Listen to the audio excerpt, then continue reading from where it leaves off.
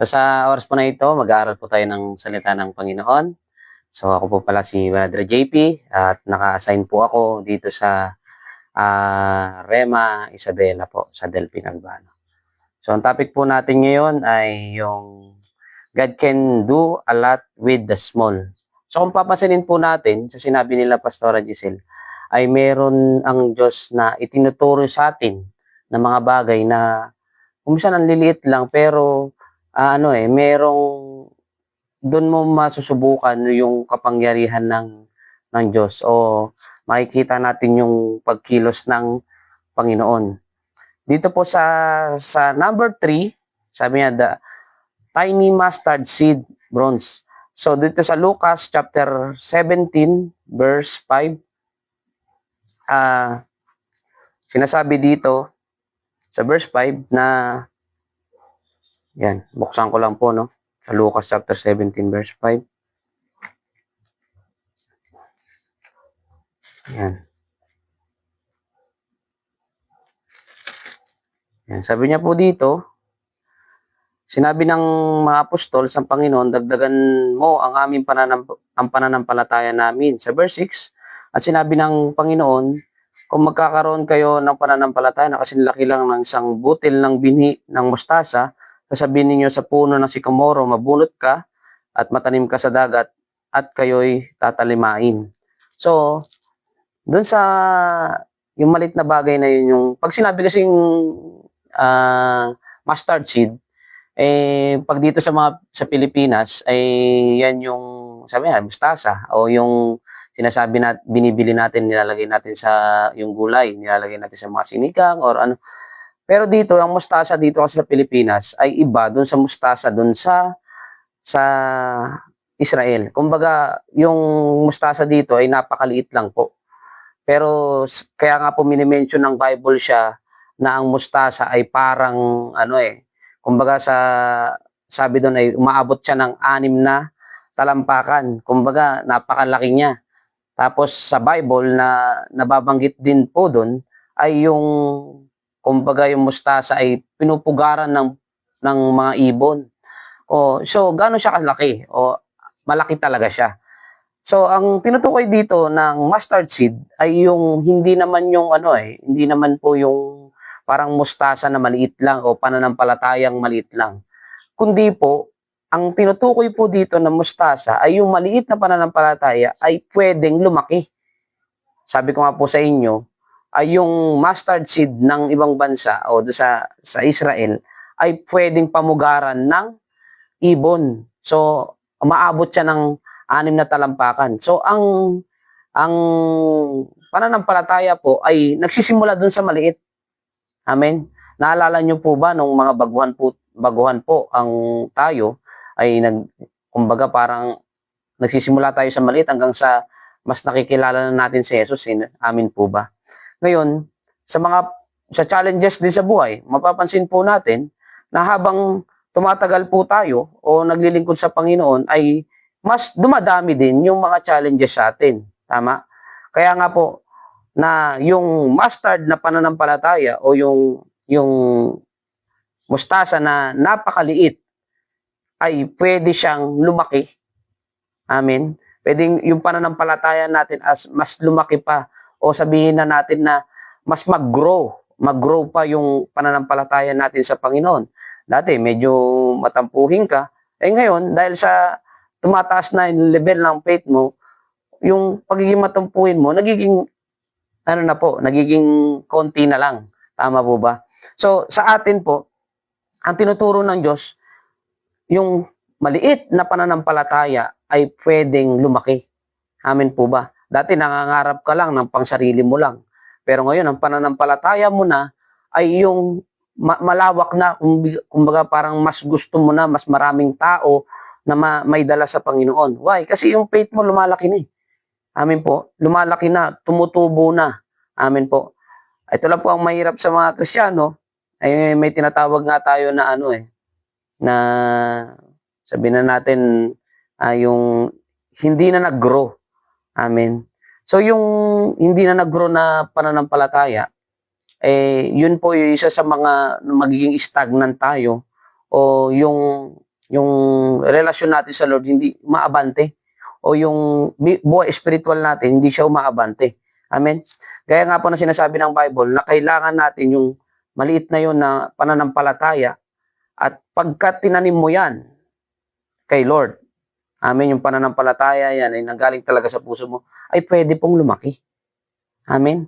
Pwedeng maging 6 feet, pwedeng maging basta lumaki yung pananampalataya natin. Kasi ang goal naman po natin, hindi naman tayo kailangan magkaroon ng maliit na pananampalataya, kundi yung maliliit na yun ay pwede pong mag-improve. Amen po. So, maliit na yun, isa sa number 3, yung mustard seed. Ito naman po yung pangalawa, sabi niya dito, jawbone of a donkey that kill 1,000 Palestine. Yan, ito naman po yung time ng kay Samson. So, sino nakakilala kay Samson? Dito po sa Judge chapter 15, verse 15 din po, na kung masusundan po natin, sa kwento po na ito, napakahaba kasi nung kwento na to sa Judge, yung pinatay o yung dito sa 15, sabi niya dito, siya'y nakasumpong ng isang bagong panga ng asno at inunat niya ang kanyang kamay at kinuha at ipinanakit sa 1,000 lalaki. So, pansinin niyo po paano gagamitin ng Diyos yung isang bagay na napakaliit naman at napaka-imposible na yung 1,000 tao ay mamamatay doon sa maliit na panga ng asno. Sige, sabi na natin mas malaki yung panga ng asno. Pero napaka-imposible naman po na mapatay niya yung 1,000 tao. 'Di ba? Dapat gumawa na lang siya ng baril. Or sabihin na lang natin na gumawa siya ng kanyon. Siguro makakapatay ng mas marami yun. Pero yung jawbone ng asno ay napakalabo. Pero alam niyo po ba na ang jawbone dito na sinasabi ay sumisimbolize sa kapangyarihan ng Diyos. Napakaliit na sandata, pero ang laki ng impact nito sa pag ginamit niya. Actually, hindi naman namatay sila doon sa jawbone na yun. Kundi namatay sila dahil doon saan po? Dahil doon sa kapangyarihan ng Diyos. Amen? Inanointan ng Diyos si Samson kasi nung time na to, gagantihan sila ng mga kalaban nilang Palestine. At si Samson ay sabi niya, itali niyo ako para hindi kayo ayun ng mga kalaban, ako lang yung anuin. Pero nung time na yon, ang plano na pala ni Samson nun ay lupigin o talunin ng kalaban. Sometimes sa buhay natin, marami tayong mga kalaban sa buhay. Ano kalaban? Hindi yung katabi natin, hindi yung kundi yung mga battle sa buhay natin na pwede natin malampasan o pwede po natin malampasan yung mga challenges sa buhay natin dahil sa sinamahan tayo ng Diyos o dahil dun sa kapangyarihan ng Diyos. Sabi nga ni Pastor Boy, hindi pa pwede na lingkod ka ng Panginoon, hindi pa pwede na Kristiyano ka na wala kang anointing. Amen? Wala kang anointing na nakakayanan para tumagal ka sa labanan, para manalo ka dun sa labanan. So, sinisimbolize ng John na to ay yung kapangyarihan ng Diyos.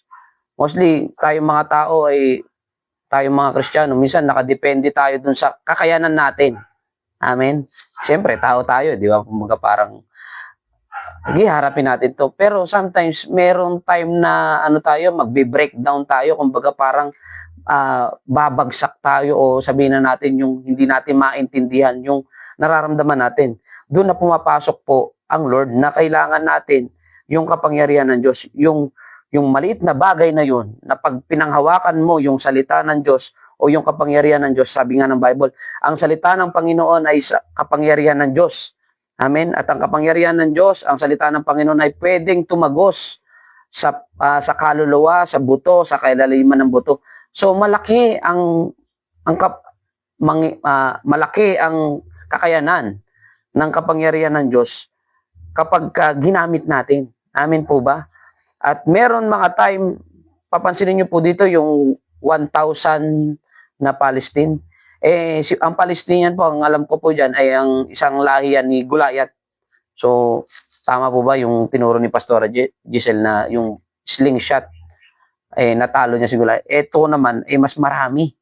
Gaano kalalaki to, gaano kalalaking problema ang dadaanan mo, gaano kalalaki, gaano kalalapad na problema, gaano nakakatakot yung itsura ng mga Palestinian na to. Nakakatakot po sila. Kumbaga nakakatakot yung mga problema mo, nakakatakot yung mga, pero dahil doon sa hawak-hawak mo na salita ng Diyos, sa hawak-hawak mo na kapangyarihan, ng power, ng anointing, amen po, makakalagpas ka.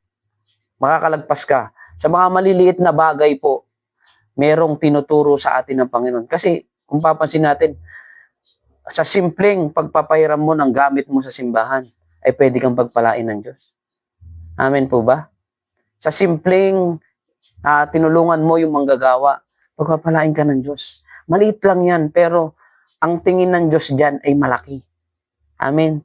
Kung sa simple lang na tulungan mo yung mga manggagawa natin, sa simple lang na pagsama sa mga soul winning, sa simpleng pagsama sa prayer, pag-abot, kung mga manggagawa natin ay nagkakaroon din ng problema, ay nandun yung pag-abot natin.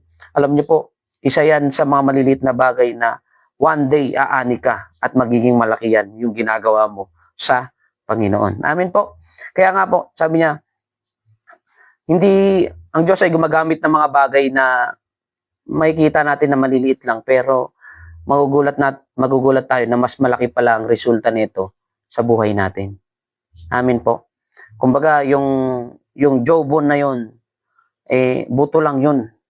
Pero kaya niyang yung kapangyarihan ng Diyos, kaya niyang lampasan, kaya niyang tapusin, kaya niyang i-break yung mga bigat ng pasanin natin sa buhay. Dahil sa kabi po yung mga pagsubok natin sa buhay natin dahil sa tinulungan tayo ng Panginoon. So, ako sa inyo. So, isang illustration po na napanood ko lang naman kasi to. Napanood ko lang po to sa nag-scroll ako ng Facebook. So, alam niyo naman po yung yung bubble gum. Yung palabas na bubble gum, 'di ba? Pag sinabing bubble gum, yan, yung mga siya, tapos ang ginagawa niya, pag may maghagis ng tinapay doon sa sakyan siya, dumadaan po siya doon sa bahay ng Panginoon. Kundi po, ang bibigay niya po sa atin ay yung blessing o pagpapala, yung favor. Dahil sa maliit na itinulong mo na yan, kaya po tayo gantihan ng Panginoon. Ang Diyos po ay hindi nagpapasalamat, kundi gumaganti po siya sa mga bagay na ginawa natin para sa Kanya. Amen po. So, sana po may natutunan po kayo na may maikling share po sa atin. So, God bless po. Mag-pray po tayo. Maraming salamat, Panginoon, sa oras na ito. Salamat sa pagkakataon na may share namin ng salita mo. Salamat, Panginoon, sa pagmamahal mo, sa knowledge and wisdom. Panginoon, tulungan mo nga kami, Lord, yung mga maliliit na bagay na mas marami pa naming matutunan, mas mapahalagahan pa namin, Panginoon, ng mga tinuturo mo sa amin, Panginoon God. Maraming salamat sa buhay ng bawat isa na narito, napapakinig ng salita mo at pinagpapala namin, Panginoon, ang buhay ng bawat isa. Maraming salamat naman sa pangalan ng Jesus. Amen. So, gandang hapon po sa bawat isa at God bless po.